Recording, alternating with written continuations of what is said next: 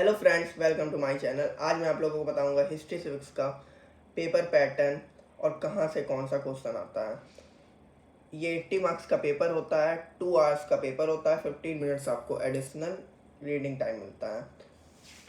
ठीक है, दो पार्ट में पेपर डिवाइड होता है। पार्ट 1 30 मार्क्स का होता है, पार्ट 2 50 मार्क्स का होता है। 30 मार्क्स में आपको सारे क्वेश्चन अटेम्प्ट करने होते हैं, जिसमें 16 मार्क्स का MCQ होता है। और फिर उसके बाद क्वेश्चन नंबर 2 पार्ट 1 में होता है, जिसमें 7 सब पार्ट होते हैं 2-2 मार्क्स के, जिसमें से 2-2 मार्क्स के 2 क्वेश्चन सिविक्स के होते हैं और 2-2 मार्क्स के 5 क्वेश्चन हिस्ट्री के होते हैं। मतलब 14 मार्क्स में 10 मार्क्स क्वेश्चन नंबर 2 में हिस्ट्री का और 4 मार्क्स सिविक्स का।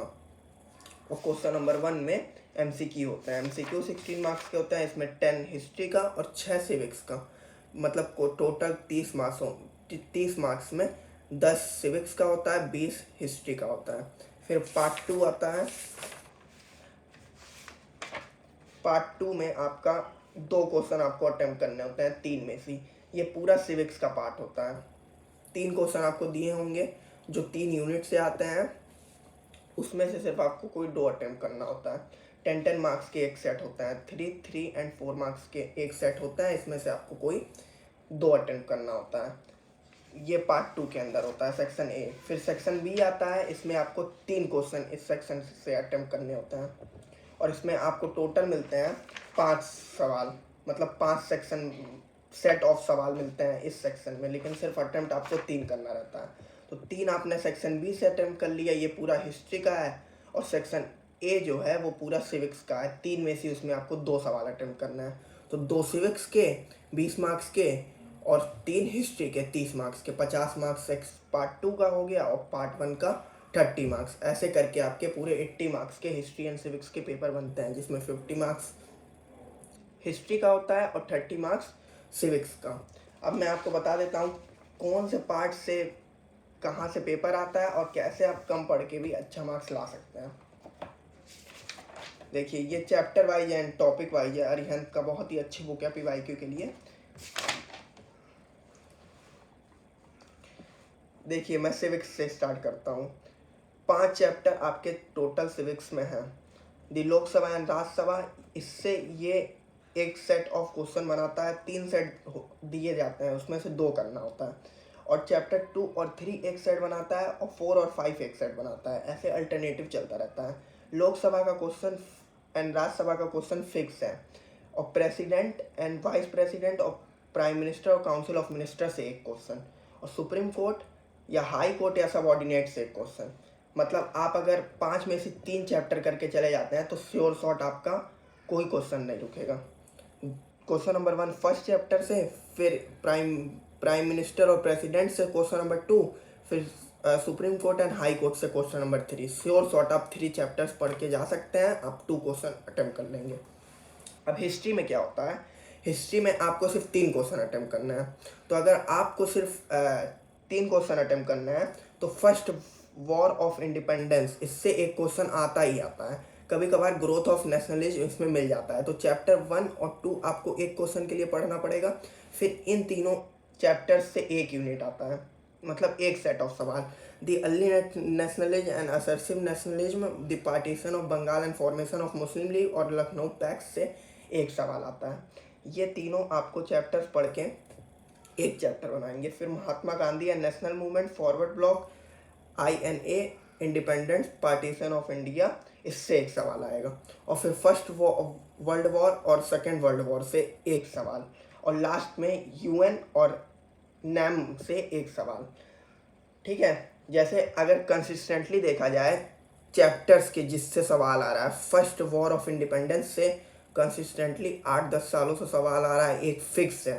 वॉर ऑफ इंडिपेंडेंस और ग्रोथ ऑफ नेशनलिज्म, अगर आप 2 कर लेते हैं चैप्टर्स तो आपका एक क्वेश्चन फिक्स है। आपको करने टोटल 3 क्वेश्चन है।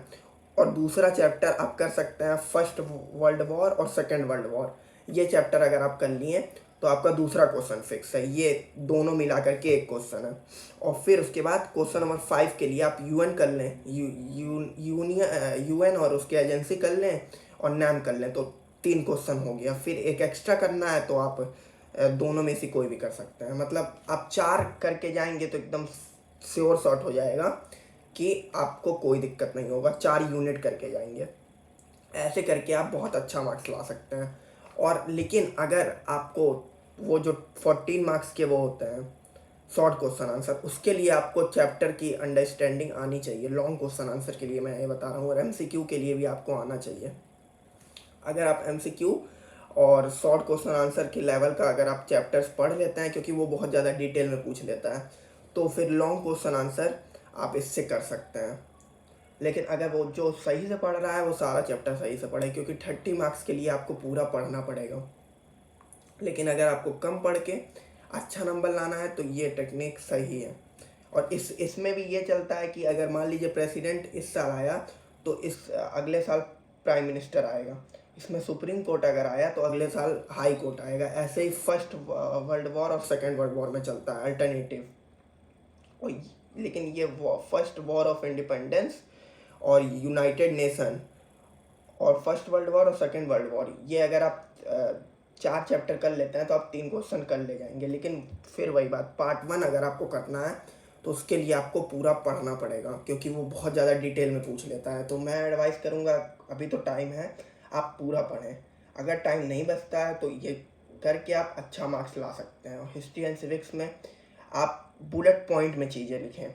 जैसे मान लीजिए इसमें पूछा है, देखिए पेपर में अगर पूछा है mention any 3 objectives of United Nation Organisation, तो the 3 objectives of United Nation Organisation are, आप बुलेट पॉइंट्स में लिखें, कभी भी पैराग्राफ में ना लिखें। हिस्ट्री एंड सिविक्स और ज्योग्राफी दोनों के लिए बता रहा हूँ, पैराग्राफ में कभी जीवन में ना लिखें।